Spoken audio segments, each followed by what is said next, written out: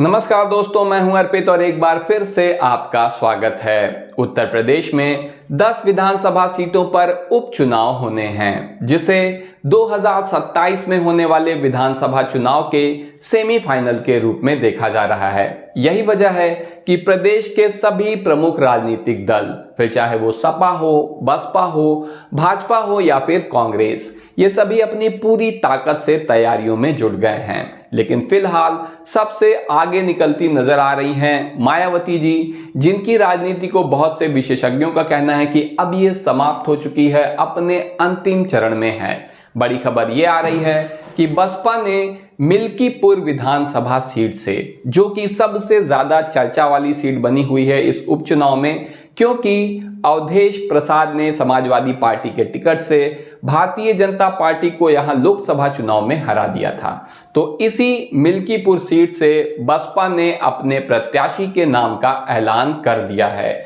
और ये प्रत्याशी कौन है? ये प्रत्याशी हैं राम गोपाल कोरी। आपको बता दें, मिल्कीपुर में राम गोपाल कोरी, ये आप देख सकते हैं स्क्रीन पे, इन्हें बसपा ने टिकट दिया है, मायावती जी ने टिकट दिया है और ये चुनाव लड़ने जा रहे हैं। लेकिन अगर ईमानदारी से बात करी जाए तो राम गोपाल कोरी कोई बहुत मजबूत प्रत्याशी नहीं है और मेरा मानना है कि इनका चुनाव जीतना थोड़ा मुश्किल है। ऐसा मैं क्यों कह रहा हूं, ये अभी हम जब इस सीट के जातिगत समीकरण पर बात करेंगे तो बिल्कुल स्पष्ट हो जाएगा।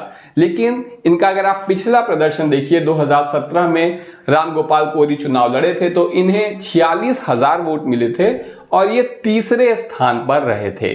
तो यानी कि 2017 के चुनाव में इन्होंने बहुत अच्छा प्रदर्शन नहीं किया था। वहीं बात करें भाजपा की, तो भाजपा इस सीट पर अभी तक केवल 2 बार ही चुनाव जीत सकी है, 1991 में और 2017 में। यानी भाजपा के लिए ये सीट बहुत मुश्किल है।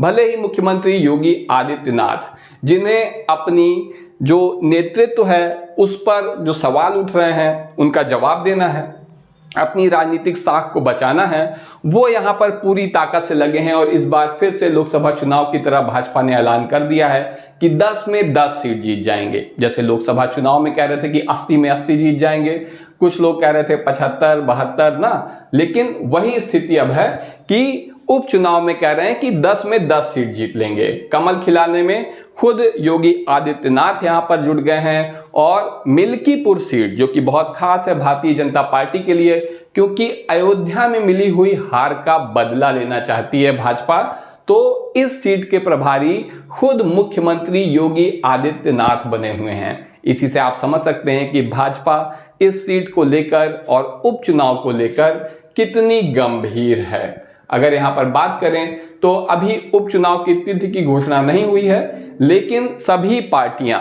जनता के बीच पहुंच गई हैं। इस सीट का जातिगत समीकरण अगर आप देख लीजिए तो आप समझ जाएंगे कि बसपा ने जिस प्रत्याशी को उतारा है, और संभवतः समाजवादी पार्टी यहां पर संभवतः क्या तय ही है, क्योंकि समाजवादी पार्टी ने यहां पर अपने सांसद अवधेश प्रसाद को प्रभारी बनाया है। इसलिए इस चुनाव को योगी वर्सेस अवधेश प्रसाद भी कहा जा रहा है। और अवधेश प्रसाद को प्रभारी बनाया है, इसका मतलब है कि उनके बेटे को ही यहां से सीट मिलने जा रही है, अजीत प्रसाद को यहां से टिकट मिलने जा रहा है। तो समीकरण को देखिए तो मिल्कीपुर में ब्राह्मणों की संख्या 60,000 है। कुल 3,40,820 मतदाताओं में से 60,000 ब्राह्मण हैं। इसके अलावा यादव 55,000 हैं। अब आप यहां पर देख सकते हैं कि जो ब्राह्मण है वो मूल रूप से भारतीय जनता पार्टी को वोट देते हैं। ब्राह्मण समाज का लगभग 80% वोट भारतीय जनता पार्टी के पक्ष में जा रहा है। तो यादव है 55,000 और ये तो लगभग 100% या मानिए 95-98% सपा के समर्थन में जा रहा है, पक्ष में जा रहा है। वहीं पासी समाज का वोट जो है ये बहुत महत्वपूर्ण भूमिका यहां पर निभाने जा रहा है। पासी 55,000 हैं, मुस्लिम 30,000 हैं, ठाकुर 25,000 हैं, दलित भी 25,000 हैं। तो ये बसपा का मूल वोट है। इसके अलावा यहां पर कोरी समाज को टिकट दिया गया है, राम गोपाल कोरी को टिकट दिया गया है। कोरी जो मतदाता हैं उनकी संख्या 20,000 है। इसी तरह चौरसिया 18,000, वैश्य 12,000, पाल 7,000, मौर्य 5,000 और अन्य 28,000 हैं। तो अगर आप रणनीति के रूप में देखें तो यहाँ पर जो ब्राह्मण मतदाता है वो भाजपा के साथ चला गया, हम मान लेते हैं। यादव जो है वो सपा के साथ चला गया। पासी दोनों ही तरफ जाएगा। लेकिन अगर अजीत प्रसाद को, जैसा कि यहाँ पर टिकट देने जा रही है पार्टी, भले ही वो अवधेश प्रसाद के बेटे हैं, लेकिन लगातार ये खबर, ये बातें छन छन कर आ रही हैं कि अजीत प्रसाद कोई बहुत अच्छे कैंडिडेट नहीं हैं। इसलिए सपा को अगर मुमकिन हो तो पासी समाज से ही टिकट देना चाहिए, लेकिन अजीत प्रसाद को नहीं, किसी अन्य व्यक्ति को। इससे सपा को फायदा होगा, क्योंकि अगर सपा यादव को टिकट देगी तो फिर उसका हारने की संभावना बढ़ जाएगी, क्योंकि मुस्लिम और यादव के अलावा सपा का कोई ऐसा वोट बैंक नहीं है जो हमेशा उसके साथ रहे। हालांकि मुस्लिम और यादव बहुत बड़ी तादाद में उत्तर प्रदेश में मौजूद हैं और कई सीटों पर निर्णायक भूमिका सिर्फ यही दोनों मिलकर निभा देते हैं। लेकिन इस सीट पर यहाँ या पिछले लोकसभा चुनाव में अगर आप देखें तो सपा की रणनीति यही रही है कि गैर यादव, गैर मुस्लिम कैंडिडेट को टिकट दो, जिससे कि गैर यादव पिछड़े वोट आ जाएं, और मुस्लिम वोट को अगर टिकट नहीं देते हैं तो भाजपा को ध्रुवीकरण करने का मौका नहीं मिलता है।